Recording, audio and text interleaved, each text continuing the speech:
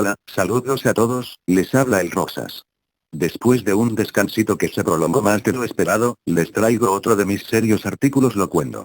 Dejemos de lado el terror mamadástico de las leyendas urbanas y mejor riámonos un poco. Hace un tiempo elaboramos un video con, a juicio del que escribe, aparatos salidos del más recóndito rincón de la mente de enfermos mentales o sencillamente de individuos cuya experiencia más próxima a los videojuegos ha sido la máquina de tabaco. El mundo alzó la vista y gritó, Haz una segunda parte, haz una segunda parte. y yo miré hacia abajo y susurré, no. De eso ha pasado un tiempo. No mucho en realidad, pero lo suficiente para que docenas de personas expresaran su indignación consolífera en forma de conatos de insulto, rasgamientos de vestidura e intentos de mantener la entereza mientras se profesan alaridos cacofónicos que intentan mermar la moral del de todas formas malogrado autor. Entonces, dado que los ánimos parecen por fin estar enfriados a temperaturas aceptables o, al menos, moderadas, presentamos de nuevo una lista de aparatos que jamás debieron existir. Y no solo eso. Tendremos la osadía de revisitar algunos. Esto va a ser la monda, no os lo perdáis. Número 1 Dash Keyboard. Me encantan los teclados mecánicos, es una pena que los pocos que queden sean obscenamente caros. Su sonido peculiar, su tacto genuino, más resistentes que un M1 Abrams y un contacto para cada tecla. Cualquiera que haya tenido ordenador antes de mediados de los 90 los recordará con añoranza. Sin embargo, el producto Dash Keyboard da un paso más allá. Un teclado como los de antes, sin florituras, resistente y con el tacto de los mejores teclados mecánicos excepto que no tiene letras. Ni más ni menos. Me cuesta imaginar que semejante chifladura se le pueda ocurrir a algún esquizofrénico bajo los efectos de alguna droga alteradora de la percepción. Tan solo la mente más masoquista y retorcida del gen más enfermo pudo hacer realidad este artilugio. ¿Quieres ser más friki que nadie? Tienes dos opciones: o consigues todos los Pokémon o, si tienes más de 12 años, te compras este teclado que asegurará tu virginidad. Pero no se vayan aún, que lo mejor está por llegar. Cuesta casi 130 euros de vellón. Los fulanos, mofándose de lo más grande, argumentan que el envío es gratis.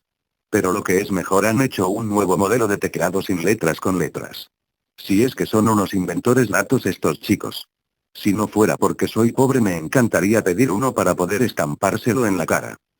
La puntuación que otorgaremos será de -4 de 10.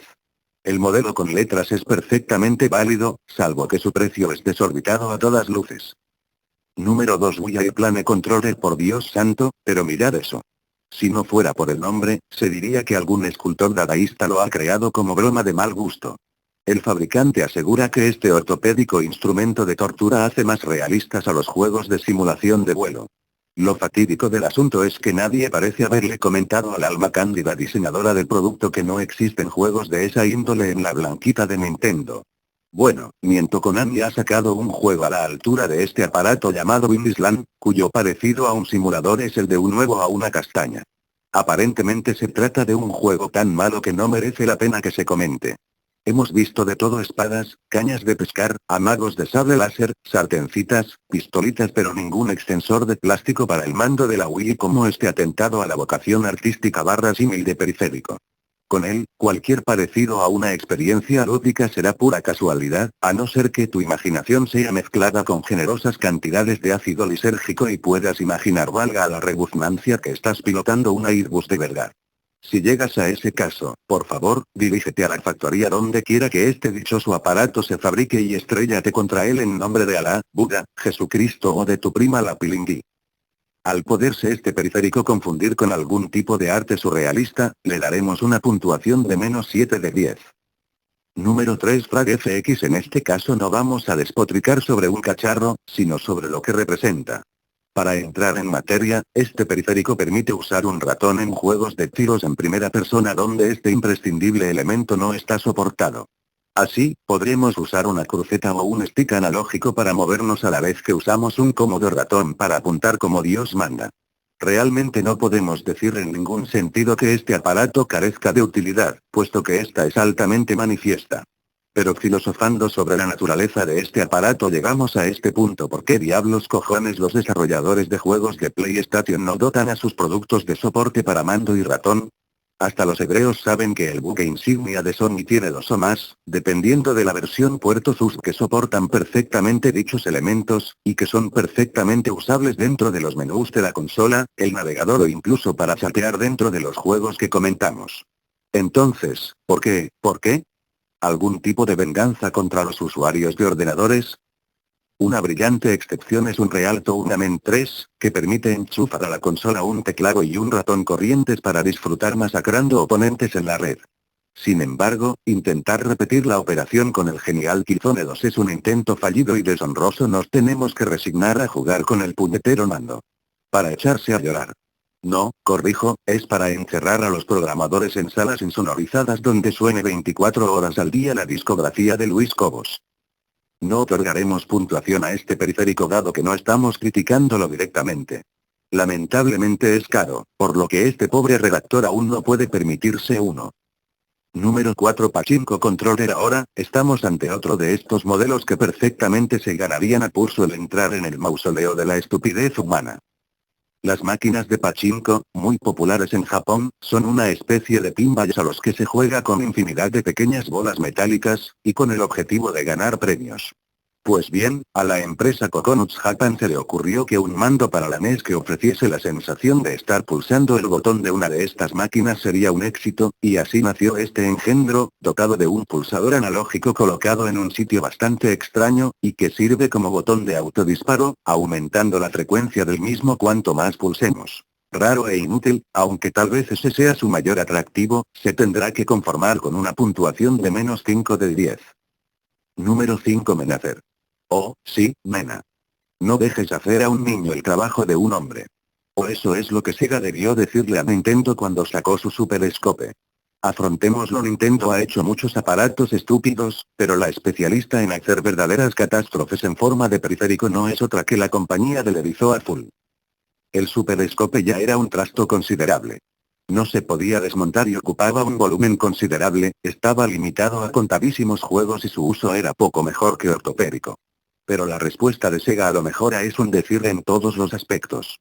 Para empezar, miren esos binoculares que tiene en la parte superior. Cualquiera diría que sirven para tener un pequeño aumento y poder ver con más precisión la pantalla, ¿cierto?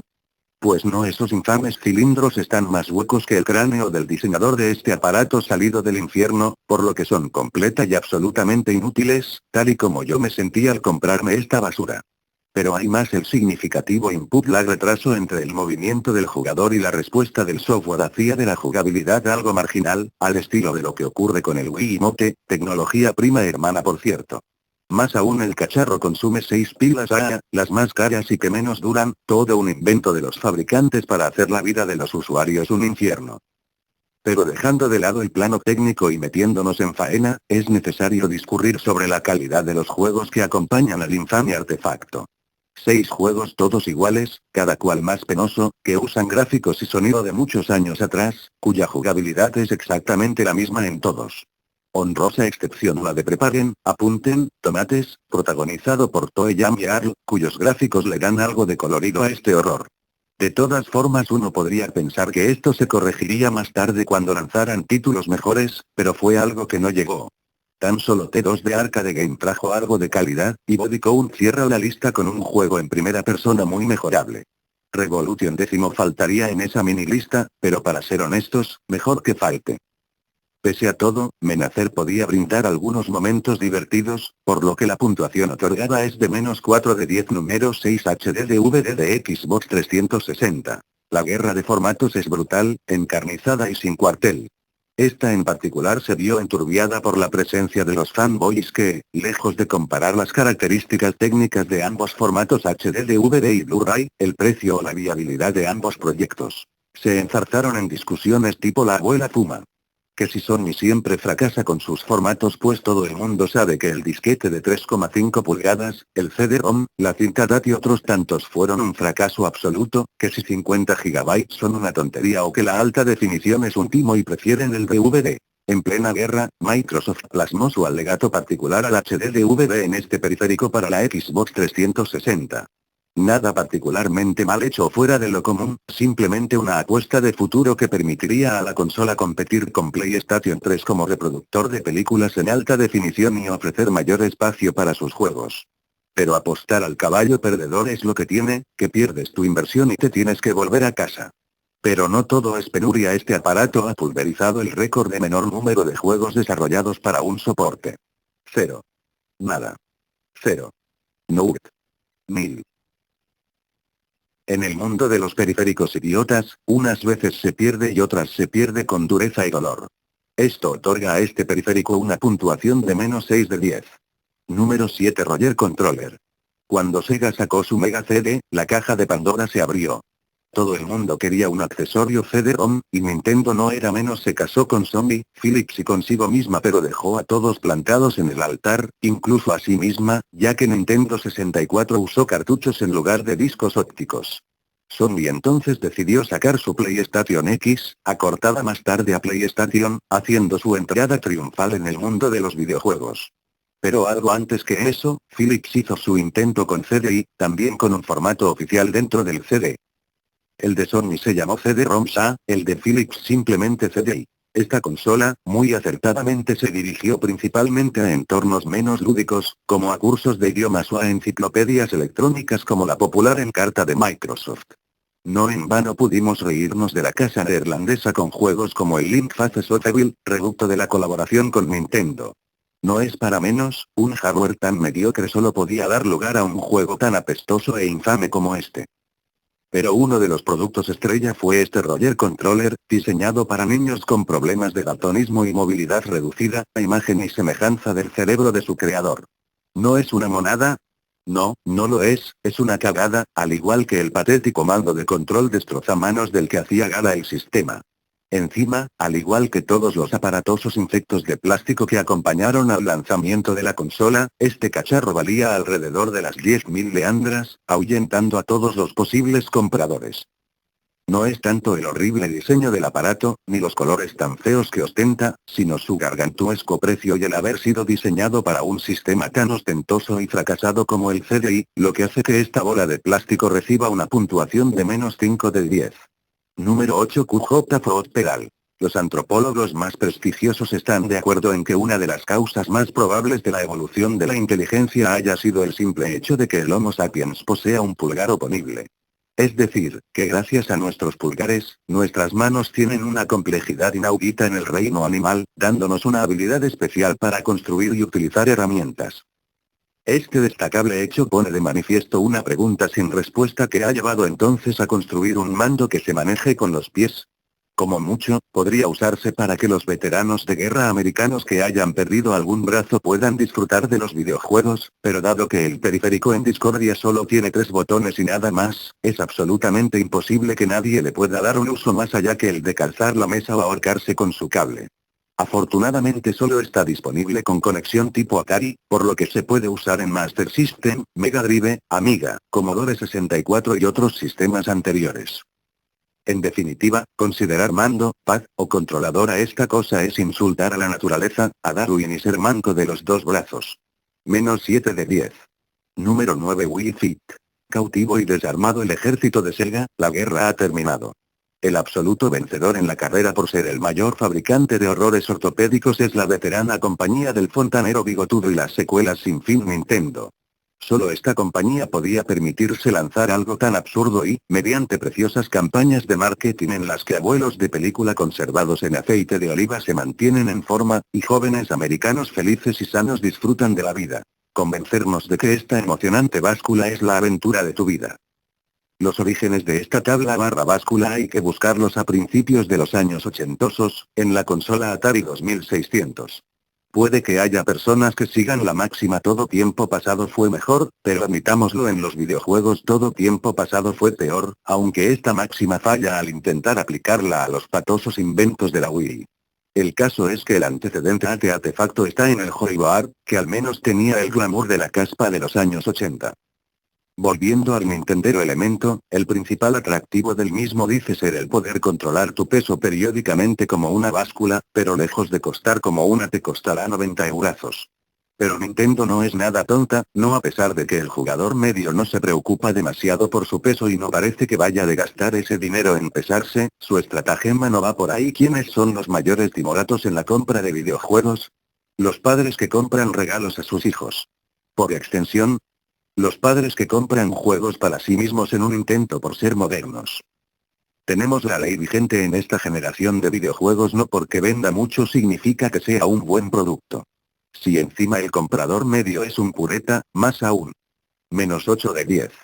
Número 10 Astiespere 360. Si los 80 fueron la época dorada en lo que a artilugios locos se refiere, la época de plata podría ser perfectamente desde mediados hasta finales de los 90, coincidiendo con la cúspide de la mítica PlayStation original. El Netcom, las alfombrillas de baile, cientos de pistolas, un sinfín de joysticks de peculiares formas y tamaños, pero nada ni remotamente tan extraño como esto. Junto al forzudo levantador de pesas, el payaso que se dispara en el cañón, la mujer barbuda y el pan que habla, existe un puesto de honor en el circo para este periférico lanzado por ASCII y con carácter de artículo de lujo. Más que nada porque costaba nada menos que 13 lechugas, casi 80 euros al cambio actual sin tener en cuenta la tremenda inflación. El mando en sí no parece tener lujo alguno, así que para justificar su precio creemos que estaba construido con los mismos materiales que el transbordador espacial. Ahora fijémonos en ese elemento que lo hace único. ¿Alguien sabría decirnos qué demonios hace esa pelota negra en lo alto del mando? Se supone que sustituye a las dos setas del DualShock, pero a juzgar por el número de juegos que soportaban esta calamidad con botones 2, el gran MDK y el pasable Forsaken no lo consiguió. Los juegos pueden volverse frustrantes, pero gastarse 13.000 pelas en esta oda al mal gusto por tener una pelota antiestrés encima no serviría sino para suicidarse posteriormente. ¿O es una bocina? En definitiva, más que un periférico inútil, una locura demasiado cara. Horrenda, infecta y me gusta. Menos 4 de 10. Bueno, eso es todo, muchas gracias por ver el vídeo, puntúen, comenten y suscríbanse, y recuerden que la vida sabe mejor con una cucharada de copín.